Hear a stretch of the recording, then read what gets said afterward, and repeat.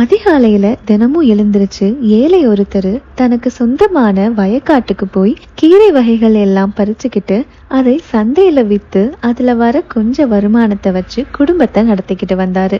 அவரு தினமும் கீரையை பறிக்க காட்டுக்கு போற வழியில ஒரு குடிசையில முனிவர் ஒருத்தர் சின்ன பெருமாள் சிலைக்கு துளசி இலைய வச்சு பூஜை செய்யறத பார்த்துக்கிட்டே போவாரு.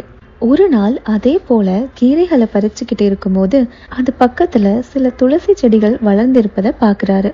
அப்போ அவருக்கு அந்த முனிவர் தினமும் பெருமாளுக்கு துளசி வச்சு பூஜை செய்யறது ஞாபகம் வந்தது. உடனே நம்மால பெருமாள் சிலைக்கு பூஜை தான் செய்ய முடியாது, இந்த துளசியையாவது கொடுக்கலாமேன்னு சில துளசிகளை பறிச்சு கீரைகளோட சேர்த்து கட்டி முனிவரோட வீடு நோக்கி போறாரு. ஆனா அவரு பறிச்சுட்டு போன கீரைக்கட்டுல ஒரு சின்ன கருநாகம் இருக்கிறத அவரு கவனிக்கல. முழு வீடியோ பார்க்க சேனல் நேம்க்கு கீழே இருக்க லிங்கை கிளிக் பண்ணுங்க.